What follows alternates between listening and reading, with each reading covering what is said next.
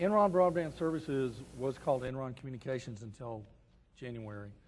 And so what I'm going to try to do is give you an overview of what we're all about so that you can at least understand the different classes of business, where the revenues come from, and how it kind of fits into the overall Enron culture as well as our business plan.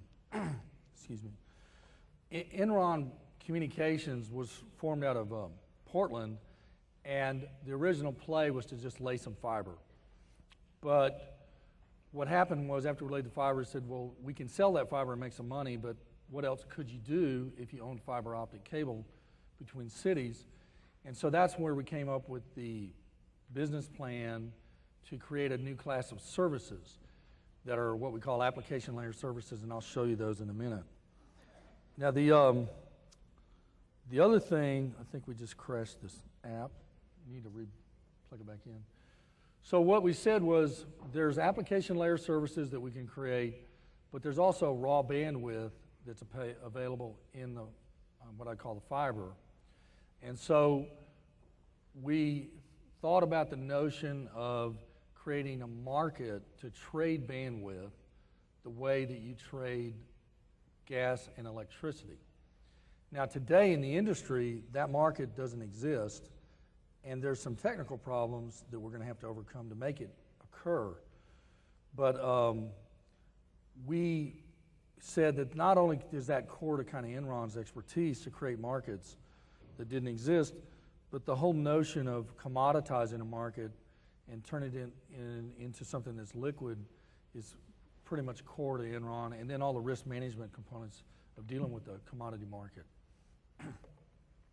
So what we have is a business plan that on the one hand creates demand for bandwidth, and that's application services, and on the other hand we provide bandwidth to the industry, and the bandwidth comes out of our own network that we have fiber, but we also have come up with a way to get it from other players in the industry, just the way that gas is purchased from other players, even though we don't pump all the gas that we sell over our own gas pipeline. So what this is a multimedia experience, or a rich media experience, and it's actually what we're saying the world is supposed to evolve to in the future, which means that pictures and sounds tend to communicate more effectively than static text-based words. So the end state that Enron Communications, or now Enron Broadband Services, is creating is really enabling a new medium.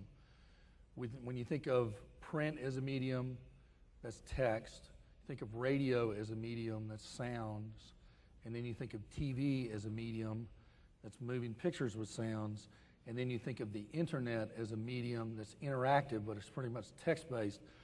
We're going to combine all that together to create a new class of medium that takes on an internet-ish, interactive kind of world and a TV and sound, radio kind of world, and combines it into a new experience that's interactive, dynamic, and hopefully entertaining and interesting, and allows for what we call knowledge transfer to occur. All of that ultimately creates an opportunity for what's called e-commerce. So the Enron Intelligent Network is what we've named our backbone, that is the combination of our fiber in the ground, the bandwidth that fiber allows us to create, some hardware we created called pooling points, that is some technology that we bought from Lucent Technologies and then wrote some software for, and then these things called routers that route IP packets, which is what people think of as the internet, and then some servers like Sun Microsystems makes servers and Compaq Computers makes servers, and then software that rides on those to create what we call streaming media services. And those streaming media services are the equivalent of TV on a computer, if you will. So the purpose of that, though, is to create commerce. So this little movie right here is literally an example of rich media, and it's coming to a computer desktop, and it's illustrating our network in relationship to other companies in the industry, as well as in relationship to an end user, someone at a desktop might use our network to look at movies or to look at business information. So Enron Online is an example of a business application, but today it's text-based, and you get data real time about buying and selling gas or electricity, but it's still text or digits. If you put the Weather Channel on Enron Online, then you would have streaming media content coming to the desktop at the same time that you were looking at the digits, and now that's called a rich media experience. And so what we're trying to do is create a business platform that allows any content source to plug into the Enron Intelligent Network once in a city, whatever city they're in, and then ride across our network to distant cities. And then what we're doing is plugging physically our network, let's say in New York City, is physically in a building close to in downtown, and we physically connected to 9X, which is the phone company in New York, and 9X has customers, end users connected. Now those end users might be inside of a building like the Enron building. It's got a lot of, it's called an enterprise, or they might be end users at home. So in general, there's two classes of customer, end user. There's consumers, and typically they're at home, and then there's business to business, and typically they're in office buildings. And our goal is to create this common shared platform that lets any content source or what we call an application plug in once and reach their target audience. So examples would be someone like Disney wants to reach a consumer, and they might want to actually target 12-year-old boys with a specific show. And they create that show, that's called content, and they want to sell products around that, let's say skateboards, and that's called e-commerce. So what's happening is that companies that were just strictly in the content creation business that sold advertising to create their revenue stream might also get into merchandising products. And by using the internet instead of TV, they have to create a new experience. Obviously, on TV, you could watch that show on Wednesday night at 7, but if you didn't see it, you wouldn't see it. But a new experience would be that it wasn't just what we call a linear programming where the show runs for 30 minutes with a bunch of ads in the middle. It would be where the end user, the kid, goes online and says, I want to watch the next episode. They choose it, they click, they watch it. In the middle of it, they see a skateboard, and they move their mouse over, and the skateboard, instead of the little bits moving around the way that is, the skateboard lights up, and they click, and it tells them who the vendor is. They're still watching the show, but now they could actually potentially, if they had an account, buy something. So what they're trying to do, now if this was a business product, let's say it was a compressor used in a gas pipeline. An engineer could go in there and look at the outside of the compressor, but they might also be able to click on it and go in and look at the specifications, if it's a reciprocating compressor or a turbine, and then they could figure out where they might fit it in their pipeline. There might be somebody pop up that says this compressor is designed to be used with, this kind of gas in this kind of gas pipeline, and these are the specs, and then they might click and then go in and learn more about it. They might even fill out a form, and then they would have a sales rep call them up later. But they didn't bother the sales rep until they kind of knew exactly what it was they were interested in. So now that's a business-to-business model of using an interactive dynamic environment with streaming media being the subset of that where I taught you about my compressor without having to have a sales rep. Now, that's a self-paced approach, and if you go to the internet model in general, it's about empowering the end user to get at information dynamically that they care about when they're interested. And that's called content in context. So if I'm not interested in compressors, I don't have to watch it. If I'm not interested in buying one, I just want to know more about them, I don't have to talk to a rep. And if I'm not even sure what a compressor is, I can learn about one and then decide I don't want one. So it depends on the knowledge of the viewer and where they are as to what depth they want to learn things and really almost what mood they're in. So if you go back to the notion of commerce, commerce is about, conducting business and selling things. In a traditional industrial society, you manufacture a product that you think people want, and then you put it on inventory, and then you get people like distributors, let's say chains of stores, to sell it, and then you hope that you knew that you needed 27 of those in the store in Baytown and 56 in the store in the Galleria. And if you got it wrong, then you have to call the other store. Now that happens all the time. So there's this problem of matching the manufacturing of 1,000 widgets, shipping them to the distribution cycle, and then getting the right count and then making them available for you when you want to buy it. And that's the challenge of all business in commerce, is getting the product, making you want to buy it, and then making it available when you want to buy it, and then getting it to you, and then if it breaks, fixing it, and customer service. So that's a cycle. So what the whole internet model is about is turning the entire business process of creation of products, manufacturing, shipping, customer service, customer care, and then upselling to more products, and automating that so that you could do it online. And that's still just the business process. The other part of it is that they want to invite you in to learn more about them and their product, and they want to convince you to buy theirs. So that would typically be done through TV and radio and print advertising, and then they would make you aware and then a sales rep.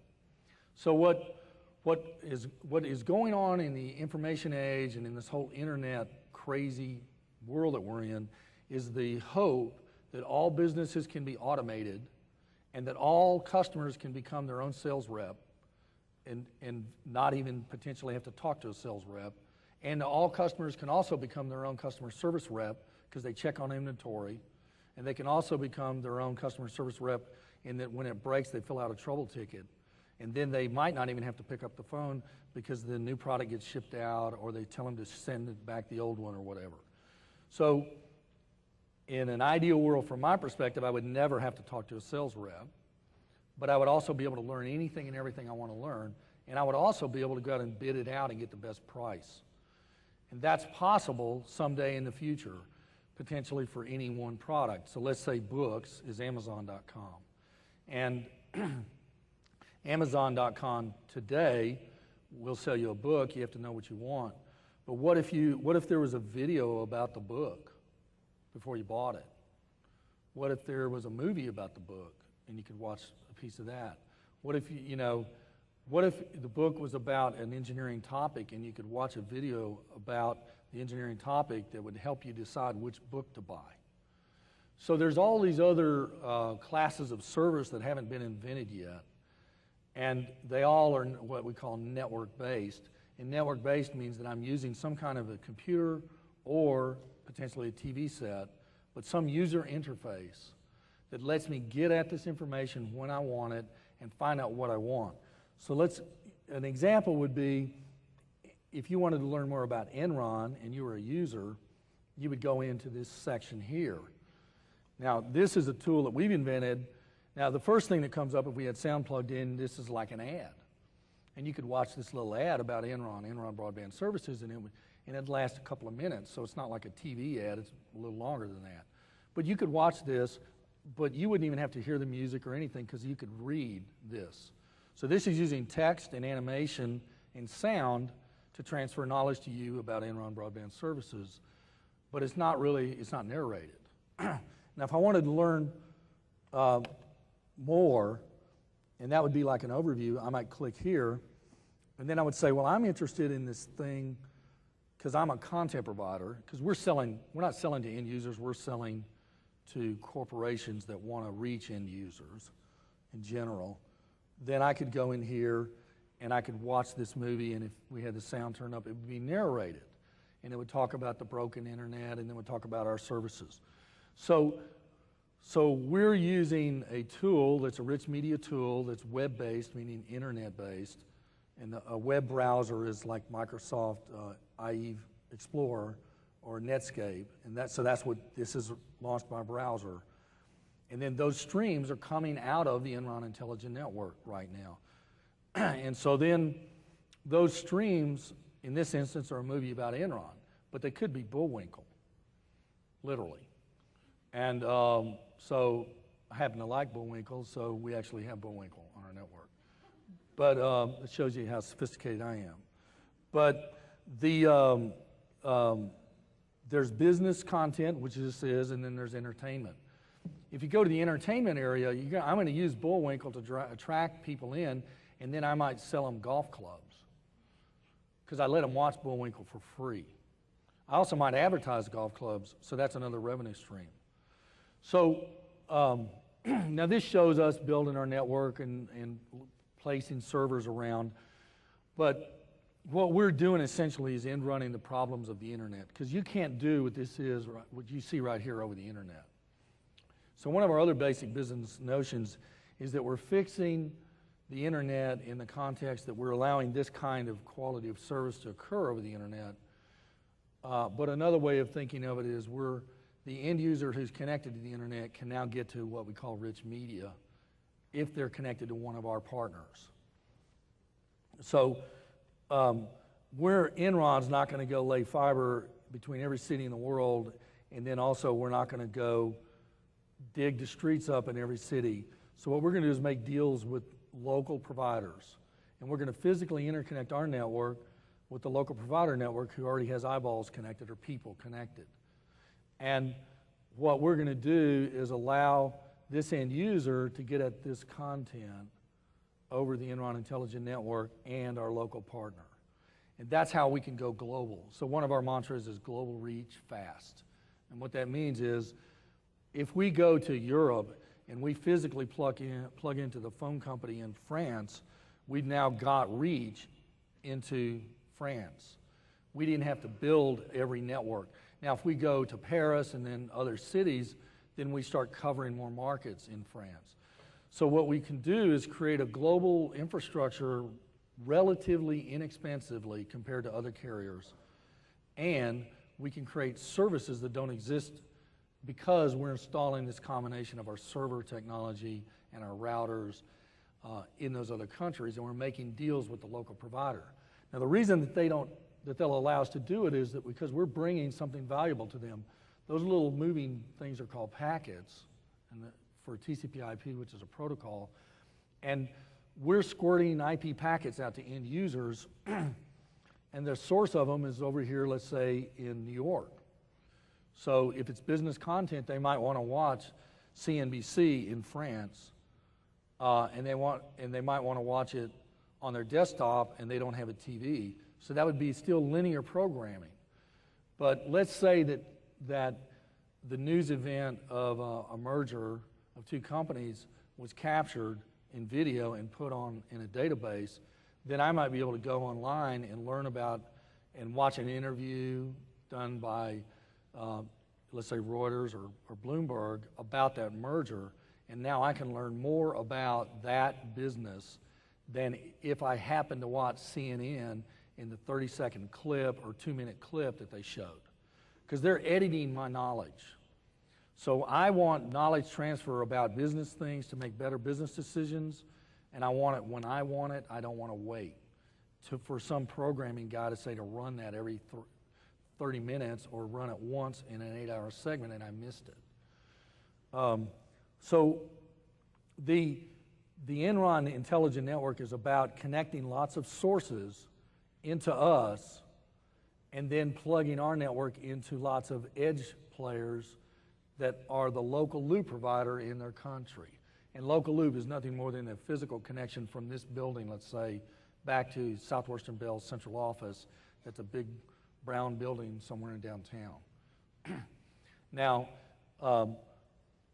that's what we call our content and application services. The other part of our business is around this bandwidth trading.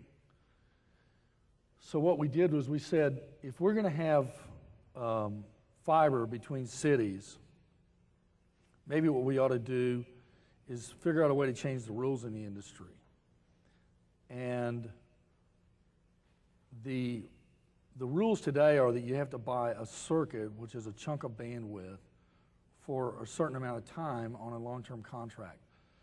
And so there's all these companies like AT&T, MCI, and Sprint that are called inter-exchange carriers that are out digging the ground up and laying their own fiber. Now Enron is laying them, and so is Quest and Level 3 other companies. And those different colors equal different networks built by different companies. So what we said was, back to the bandwidth trading notion, we said if we put some technology called bandwidth pooling points in place, these are physical connections between multiple networks. This is kind of like the hub in Louisiana for gas.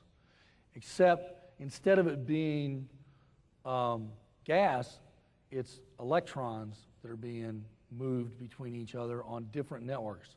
So the deal on the bottom is a network, let's say from AT&T. The one on the top is from somebody like Quest. And these over here are companies that might be long distance companies or other carriers that want bandwidth. And with Enron, you'd be able to buy a chunk of bandwidth, which is like a unit of bandwidth, at different speeds, like DS3 is a speed, and then pay different prices, but you're paying on a different term contract. Instead of a 3-year contract, you're buying it for a month. And that's called bandwidth intermediation, and trading eventually will occur, a liquid market, when there's enough of those installed and enough people are buying and selling bandwidth. So we went out and dug our own fiber, laid our own fiber there, and we can sell bandwidth in a point-to-point way, coast-to-coast over our network, just like other carriers. But when you stick the pooling points on top of that, we're able to make it possible for us as Enron to sell bandwidth even though we don't own it all between all cities. But we're also able to plug our bandwidth in. And now we've made our bandwidth show up at those pooling points as well. Now we've also created this thing called the Enron Intelligent Network that's up on the top there, and it sends these little funny things called packets around, and those packets are carrying those video signals like this video signal here. So those packets could also be plugged in to run over our pooling points, which could also be plugged in to run over our fiber directly. And so what that allows us to do is have a physical footprint or reach of our network independent of whether or not we actually dug the ground up and got fiber. And that's how we're going to go global ahead of building fiber, and that's actually why we're going to be kind of like the gas pipeline business, where we'll own some physical infrastructure, but we'll never attempt to run gas pipelines anywhere any more than we would attempt to dig the world up with fiber. There's so many companies doing that you can have this business plan that we've got.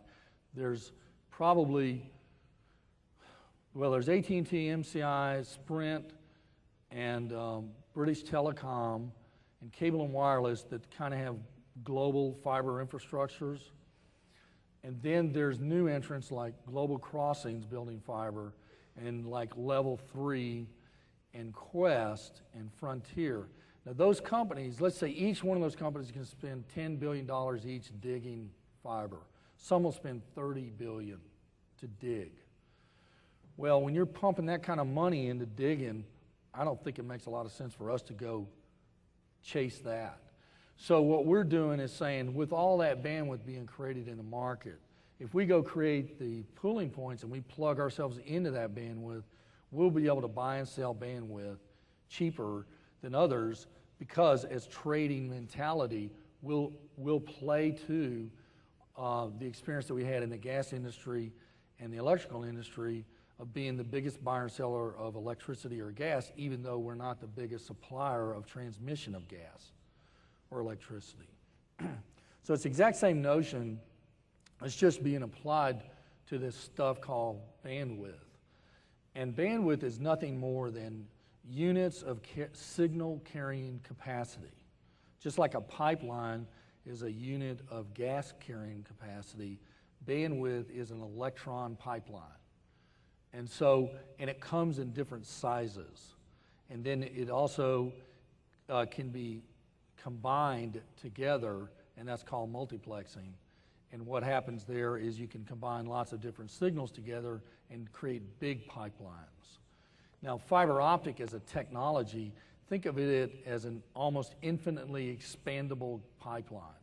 So today, it's 3 inches in diameter. Instantaneously, let's say it needs to be 10 inches in diameter. And if you put the right stuff on the ends, you can make it 10 miles in diameter. So the bandwidth that's available out of the fiber optic systems is theoretically infinite.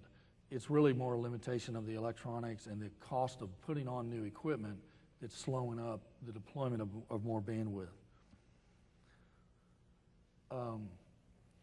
So what we're doing is we have these two business focuses of bandwidth intermediation and that's where we buy and sell bandwidth and then provide that bandwidth through our pooling points and our own fiber.